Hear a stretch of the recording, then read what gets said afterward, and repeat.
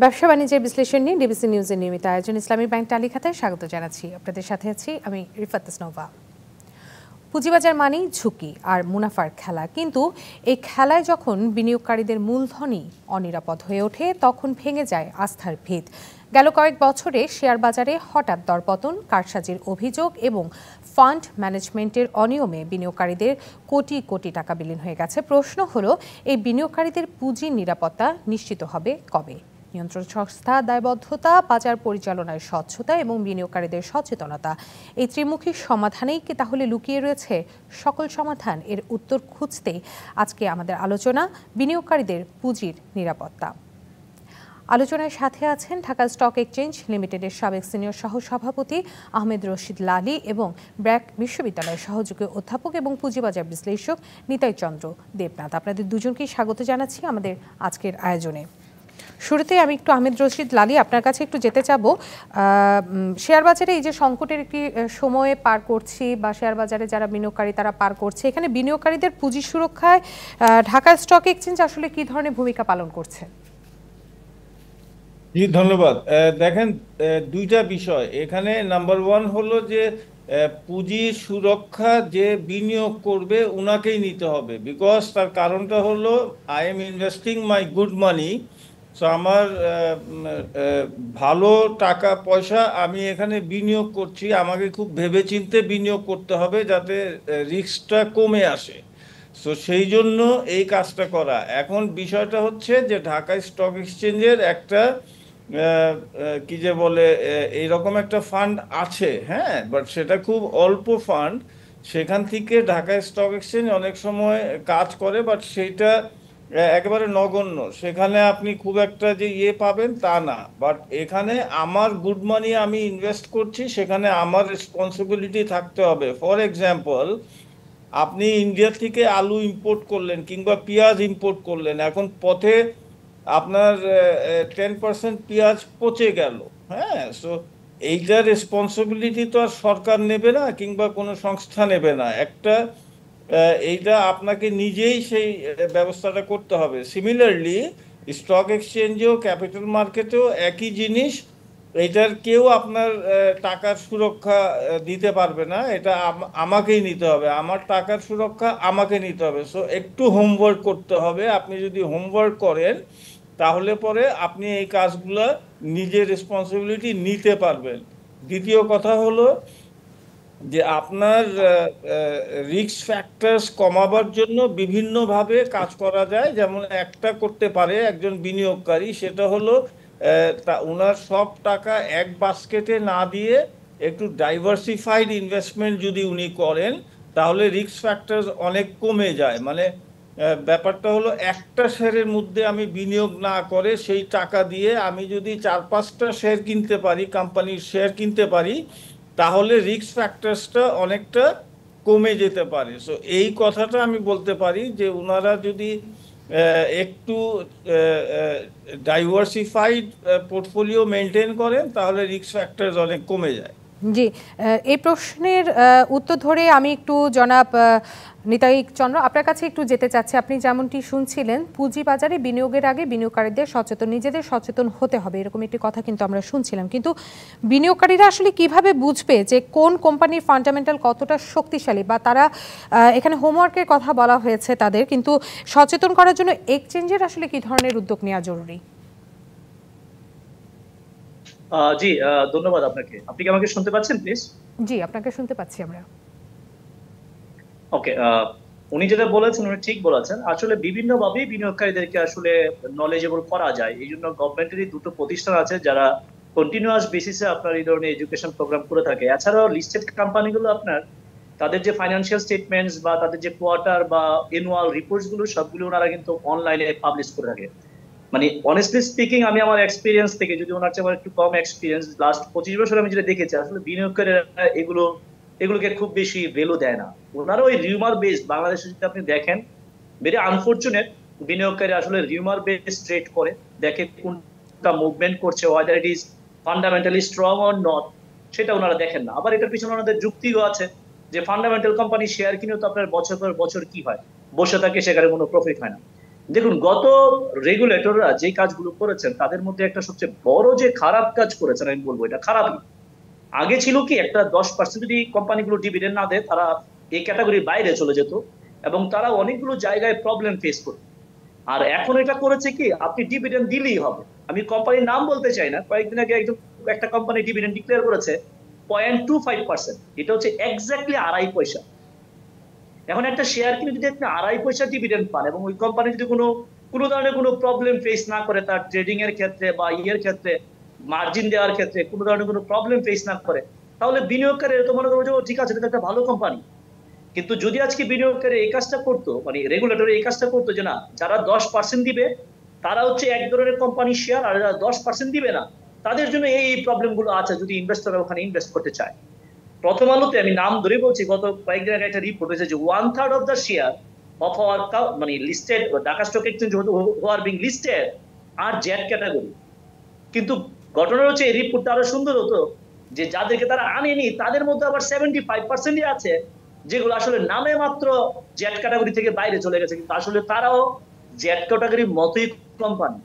So মোটা দাগে আমি বলবো, এই যে মার্কেট স্ট্রাগলিং করতেছে তাদের মধ্যে অন্যতম বড় কারণ হচ্ছে বিনিয়োগকারীদের বিহেভিয়ার তো আছেই, সাথে সাথে একটা বড় সংখ্যক কোম্পানি, যেটা 70 থেকে 75% কোম্পানি, যারা শেয়ার হোল্ডারদেরকে কেয়ার করে না, যা খুশি তা করে, ডিভিডেন্ড দিলে দেয়, না দিলে নাই, they are doing according to their choice. যদিও কর্পোরেট গভর্নেন্স গাইডলাইন আছে, এগুলোর নামে মাত্র, এগুলা টেক্সট বইয়ে আছে, এগুলা থিওরিতে আছে, এগুলা বাংলাদেশের লিস্টেড কোম্পানিগুলো আদৌ ফলো করে কিনা আমার সন্দেহ আছে, মুষ্টিমেয় কোম্পানি ছাড়া। যদি আমি সেক্টর ওয়াইজ বলি, ব্যাংক, যেহেতু বাংলাদেশ ব্যাংক নিজে এটাকে রেগুলেট করে, ব্যাংকিং সেক্টর খারাপ এটা আমরা জানি, পলিটিক্যাল কারণে লোন দেওয়া হয়েছে, বাট ওখানে একটা রেগুলেটর আছে, মানে খুব প্রাইম রেগুলেটর। ব্যাংক এবং ইন্স্যুরেন্স ছাড়া লিজিং কোম্পানিগুলো বেটার করে নাই। আর বাইরে আপনি কয়েকটা মাল্টিন্যাশনাল কোম্পানি পাবেন, এর বাইরে কিন্তু আপনি ইনভেস্টমেন্ট করার অপরচুনিটি পাবেন না। স্পেশালি যারা আপনার ইসলামী মানে মানে ইসলামিক শরিয়া অনুযায়ী যারা স্টক মার্কেটে ঢুকে, তাদের জন্য তো আরো লিমিটেড জায়গা। তারা দেখা যায় ব্যাংকে ইনভেস্ট করে না, লিজিং কোম্পানিতে ইনভেস্ট করে না, ইন্স্যুরেন্স ইনভেস্ট করে না। তার এর বাইরে আপনার ভালো কোম্পানি আছে কয়টা যারা নিয়মিতভাবে ডিভিডেন্ড দেয়? দেখুন, মানি মার্কেটে কিন্তু এখন 11 থেকে 12% আপনি রিটার্ন পাবেন যদি আপনি ট্রেজারি বন্ড আপনি কিনেন। আর আমার এখানে দেয় হচ্ছে আপনার 0.25% ডিভিডেন্ড। তাহলে একজন মানুষ ক্যাপিটাল মার্কেটে কেন আসবে? হোয়ারএস ক্যাপিটাল মার্কেটের রিস্ক আছে মানি মার্কেটের চেয়ে অনেক অনেক বেশি। তো মানি মার্কেটের রিস্ক না নিয়ে যদি একজন মানুষ যদি 10 থেকে 12% পায়, দেখুন, একজন শিক্ষিত মানুষ আমি বলবো বাংলাদেশের ক্যাপিটাল মার্কেটে আসবেন।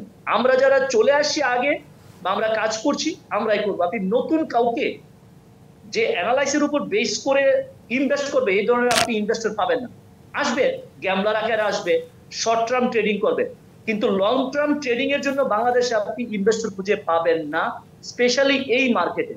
যে কারণে আমাদের যে ফরেন ফান্ড আছে, আপনি যদি দেখেন, বাংলাদেশে মনে হয় একমাত্র কান্ট্রি ওইগুলোর মধ্যে যাদের ফরেন ইনভেস্টমেন্ট বাংলাদেশের ক্যাপিটাল মার্কেটের পার্সেন্টেজে ওয়ান অফ দ্য লোয়েস্ট। কেন ইনভেস্ট করবে আপনি আমাকে বলেন? যার থেকে কোনো ক্যাপিটাল গেইন নাই। ক্যাপিটাল গেইন বলতে শেয়ারের দাম বাড়ছে না, এবং রেভিনিউ গেইন, যেটা ডিভিডেন্ড ইল্ড, ওইটা substantially lower than the money market. আমি একবারে মানে বিশ্বাস করি যে একজন smart individual who have a knowledge in capital market, জি, আমরা বিনিয়োগের রাস্তার বিষয়টিতে আসব, তবে তার আগে নিয়ে নিচ্ছি ছোট্ট একটি বিরতি। সঙ্গে থাকবেন। বিরতি নিচ্ছি ব্যবসা বাণিজ্য বিশ্লেষণ নিয়ে ডিবিসি নিউজের নিয়মিত আয়োজন ইসলামী ব্যাংক তালিকাতায়। সঙ্গে থাকুন। আবারও স্বাগত জানাচ্ছি ব্যবসা বাণিজ্য বিশ্লেষণ নিয়ে ডিবিসি নিউজের নিয়মিত আয়োজন ইসলামিক ব্যাংক তালিকাতায়। আজকে আমাদের আলোচনার বিষয় বিনিয়োগকারীদের পুঁজির নিরাপত্তা। বিনিয়োগকারীদের পুঁজি নিরাপত্তার বিষয়ে কথা বলতে গিয়ে আসলে এখানে অনেক বিষয় চলে এসেছে। তার মধ্যে একটা বিষয় এসেছে, সেটা হলো বিনিয়োগকারীদের আস্থার বিষয়টি, এবং আরেকটা বিষয় চলে এসছে যে সমস্ত কোম্পানি কারসাজি করছে তাদের কিন্তু শাস্তি হিসেবে মামলা হচ্ছে, কিন্তু মামলা হওয়ার পরেও আমরা দেখছি তারা ফাঁকগুলো বেরিয়ে যাচ্ছে বা অপরাধীরা বারবার পার পেয়ে যাচ্ছেন। এর সমাধান কি জনাব লালী, আপনার কাছ থেকে একটু জানতে চাইব। জি, ধন্যবাদ। দেখেন, বিষয়টা হচ্ছে যে কেউ পার পেয়ে যাবে না। তার কারণটা হচ্ছে যে ফাইন্যান্সিয়াল ফাইন্যান্সিয়াল যত কেস হয় সেটা কোনোদিন তামাদি হয় না, কিন্তু হ্যাঁ, এটা আপনি 15 বছর পরেও কিন্তু এটা তুলতে পারেন, ফাইন্যান্সিয়াল যে কেসগুলো। আচ্ছা, হ্যাভিং সেড দ্যাট, এখন বিষয়টা হচ্ছে যে আমাদের বিনিয়োগকারীদের কনফিডেন্স লেভেলটা একেবারে শেষ হয়ে গেছে। সেটার কারণ যে আপনি দেখেন, এই যে রেস রেস একটা ওরা মিউচুয়াল ফান্ড ইয়ে করে, তো এখন এদেরকে তারা জুন মাসে অ্যাকাউন্ট ফ্রিজ করে দিয়েছে, বিও অ্যাকাউন্ট। এখন আজকে আমি জানলাম যে প্রায় এই কোয়ার্টারে 3 মাসে তাদের 90 কোটি টাকা লস হয়েছে। সো এইটা আমি শুধু বললাম রেস যে কোম্পানি ওর কথা। এখন আপনি আসেন যে প্রায় 200-র মতো অ্যাকাউন্ট ওনারা ফ্রিজ করেছে, ব্যাংক এবং বিও অ্যাকাউন্ট। এই 6 মাস ধরে যে অ্যাকাউন্টসগুলো, এটা তারা কিছু জানায় না, কিছু করে না, খালি মাসে মাসে সেটার এক্সটেনশন করে। তবে সুখবর হলো এ মাসেই সেই এক্সটেনশনের মেয়াদও শেষ হয়ে যাবে, 6 মাস পরে তারা এক্সটেনশনও করতে পারে না। আনফর্চুনেটলি এই যে কাজগুলো হচ্ছে, এইটার কারণে বিনিয়োগকারীদের মাঝে একেবারে কনফিডেন্স শেষ হয়ে গেছে। এক, দুই, যেভাবে ওনারা ফাইন করছেন, প্রায় আমার তো মনে হয় 700-800 কোটি টাকা ফাইন হয়ে গেছে, কিন্তু 1 পয়সাও কোনো ইয়ে করা যায় নাই, এখনো কেউ ফাইন দেয় নাই। সো এইগুলা সব কিন্তু ফাইনালি কোর্টে যাবে। এখানে যে বিষয়টা হচ্ছে যে আপনি ফাইন করেন, আমরাও অ্যাকাউন্টেবিলিটি চাই, আমরাও একটা গুড গভর্নেন্স চাই বাজারে, সেটা আমাদের দাবি যে একটা গুড গভর্নেন্স এবং অ্যাকাউন্টেবিলিটি আসুক। কিন্তু it has to be very practical. এখন প্র্যাকটিক্যাল না বলে এই এই যে ফাইনগুলো আদায় হচ্ছে না, এবং সবগুলো কেস হাইকোর্টে যাবে। সো এই জিনিসগুলো করে লাভটা কি হলো? ফ্রিজিং অফ অ্যাকাউন্টস, এই যে পরিমাণ ফাইন হচ্ছে, এই বাজারটার থেকে বড় বিনিয়োগকারীরা ড্রাই হয়ে গেছে, ওনারা এখন আর বাজারে নাই।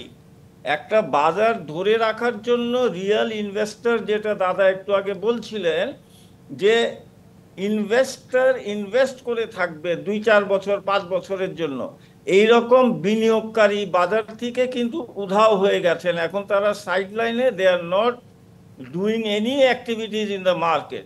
সো এই যে একটা সিচুয়েশন অ্যারাইজ হয়েছে, এইটা আমার মনে হয় যে সিকিউরিটিজ অ্যান্ড এক্সচেঞ্জ কমিশনকে একটু ভাবতে হবে, রিভিউ করতে হবে তাদের পজিশন। কারণটা হলো যে জি ফাইনগুলো। জনাব লালী, আমরা বুঝতে পেরেছি বিষয়টি, কিন্তু একই জিনিস আমি আসলে জনাব নিতাইচন্দ্র আপনাকেও একটু জিজ্ঞেস করতে চাই যে পুঁজিবাজারে আস্থা একেবারেই চলে গেছে বিনিয়োগকারীদের, বিশেষ করে বড় বিনিয়োগকারীরা নাই, তার মানে কি পুঁজিবাজার ধ্বংসের পথে চলে যাচ্ছে, একেবারেই নিঃশেষ হয়ে যাচ্ছে? এরকম কিছু তো নিশ্চয়ই হবে না, তাহলে ভবিষ্যৎ কি?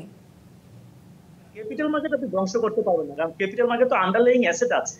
ক্যাপিটাল মার্কেট জায়গায় থাকবে, এখন হয়তো মুভমেন্ট হবে না, একই জায়গায় শেয়ার করে থাকবে, কারণ ক্যাপিটাল মার্কেটে আন্ডারলাইং অ্যাসেট বলতে মনে করেন ফর এক্সাম্পল স্কয়ার ফার্মা, তার তো কোম্পানির ভ্যালু তো রয়ে গেছে, ওইটা আপনি ধ্বংস বলা যাবে না। কিন্তু একই সাথে আমি বলি, এসএসসি যে কাজটা করেছেন, ওনারা যে ফাইন টেন করেছে সেগুলোর পক্ষে আমি, ফাইন উনি করবেন, কিন্তু কথা হচ্ছে সেটা যুক্তি হতে হবে, এবং ওই জন্য very short period of time. উনি আমার যে সহ আলোচক, উনি যে আসলে আমি নামটা মেনশন করতে চাই না, উনি যে অ্যাসেট ম্যানেজমেন্ট কোম্পানিগুলোর কথা বলেছে, দেখুন আজকে মার্কেটের যে অবস্থা, তাদের জন্য যারা সবচেয়ে বেশি দায়ী এই নাম মাত্র এই কয়েকটা অ্যাসেট ম্যানেজমেন্ট কোম্পানি, ওরা যে পরিমাণ দুর্নীতি করেছে আপনি ইউ ক্যান ইমাজিন। আমি মিউচুয়াল ফান্ড আমি বলতে চাই, প্রাউডলি বলি যে মিউচুয়াল ফান্ড নিয়ে অনেক কাজ করেছি বাংলাদেশে।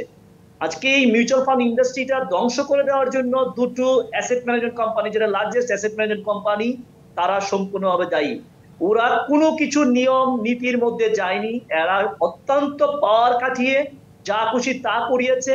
ওদের যে মিউচুয়াল ফান্ড গুলো 10 বছর পরে ক্লোজ হয়ে যাওয়ার কথা, ওটা গভর্নমেন্টের ওখান থেকে ইন্টারভেন করে ওটা আরো 10 বছর বাড়িয়েছে। নেট অ্যাসেট গুলো দেখাচ্ছে 12 টাকা, এদিকে ফান্ডের প্রাইস চলে 4 টাকা। পৃথিবীর কোন ক্যাপিটাল মার্কেটে আপনি দেখাতে পারবেন না যে মিউচুয়াল ফান্ড তার যে নেট অ্যাসেট ভ্যালু তার চেয়ে 10%-এর বেশি বা 15%-এর বেশি ডিসকাউন্টেড প্রাইসে ট্রেড হয়। এটা বাংলাদেশে হয় সেক্ষেত্রে পুঁজিবাজার রক্ষায় যে নীতিমালা রয়েছে সেই নীতিমালাও কতটুকু কার্যকর সেই বিষয় নিয়েও আসলে প্রশ্ন উঠছে বারবার। আপনাদের দুজনকেই ধন্যবাদ জানাচ্ছি, আপনারা এতক্ষণ আমাদের সাথে ছিলেন। ব্যবসা বাণিজ্যের বিশ্লেষণ নিয়ে ডিবিসি নিউজের নিয়মিত আয়োজন ইসলামিক ব্যাংক তালিকাতে আজ এ পর্যন্তই। সঙ্গে থাকুন।